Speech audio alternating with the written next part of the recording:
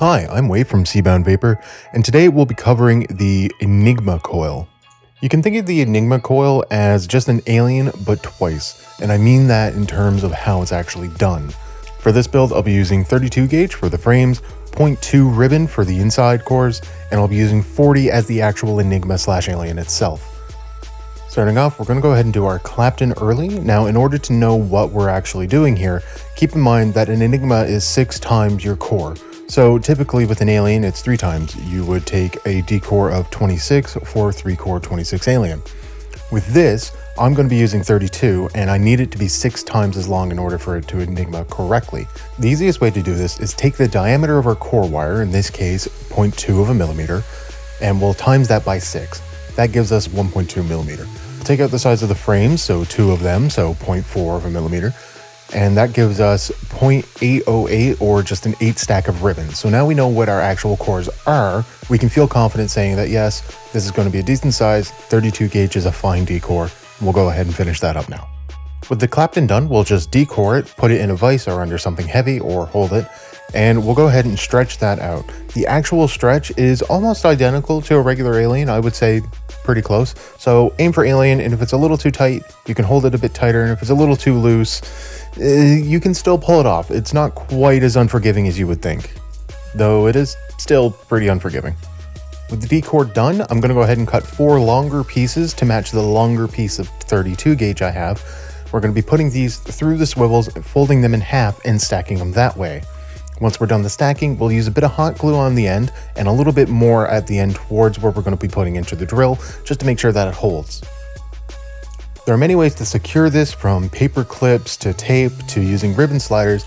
This time, I was lucky enough to get my hands on a couple pieces of Lego, which actually turned out to work really well. Make sure to fuse carefully and take your time. This has a bit of a wider angle than an alien, in my opinion, depending on your stretch and the gauges you're using.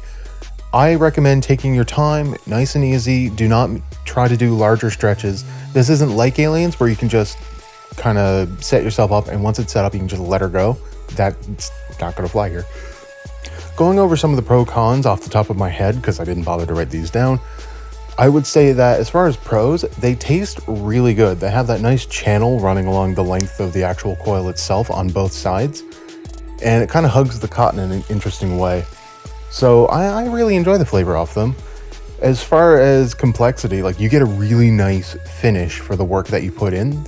They look great. As far as vaping, they are a bit hotter just because of how much material they usually require. I really like it. I enjoy it a lot. And the last pro being that these things are great for single coils. They're typically pretty thick and girthy coils, so you can get a lot of heat out of them pretty quickly. The alien itself helps drive the juice to where it needs to be, so you don't have to worry about it being quite as big as you would if you were to do a staple. Moving on to the cons, they are a considerable amount of work you will expect to fail. They're pretty finicky when it comes to actual fusing. These builds only get harder the smaller gauges you go, since the actual prep work is a little more finicky each and every time. And I think the last con will be these are slightly more spitback oriented than your typical alien or frame staple. So if it's not something you're into, then it's not something you're gonna like. But again, it depends on what you put it in. So RDA is a little bit spitbacky. Once we're done, we'll just cut it loose. Now, wrapping these, since they do have a ribbon core, you do need to have strong tension. And while you're wrapping, if you wrap away from yourself, twist your hand left slightly to make sure that inside corner is taken just as tight as the outside. Otherwise, it'll kind of roll on itself, and that's not what you want. Also, because I was using such a small gauge, 32 and 0.2, this is a very springy version of the coil, so you kind of want to keep tension on it even after you're done wrapping it until you install. I didn't quite do that here, so it's the install itself is a little bit sloppy. Purely because I want to, and I plan on running this single in a larger single coil RDA, I'm going to be using a bit of 26 gauge to parallel it so that it brings the ohms down. This is my first time installing it into a side clamp style deck, so it's a little bit weird, but we'll lift up the clamps, put the legs through, pull them taut. Now again, this is a very springy build because of the gauges I used. So I'm going to have to grab one leg as it's pulled through, pull it taut, grab the other one, pull it taut. It's a little bit of fiddling around. If you do this with 30 gauge, 28 gauge, and definitely 26 gauge, although they are slightly harder to wrap as you go up in gauge, it's considerably easier to install. And there you have it. I didn't bother to go ahead and shoot the coloring and tuning phases of this. It is very, very similar to a typical alien. It will shoot across where it wants to. Stick your rod in, jiggle it around, brush it, trim it, whatever you need to do. Something that's this small anyway will tighten up and get a lot easier to work with once it's been annealed using the coloring process and just heating it up and tuning it anyway. A few tips for this one, just to reiterate. I would recommend going really slow, doing your prep work very methodically. You want to make sure that everything is stacked correctly. You want to make sure that you don't accidentally clamp down on the glue itself when you're putting it into the chuck. That can ruin things.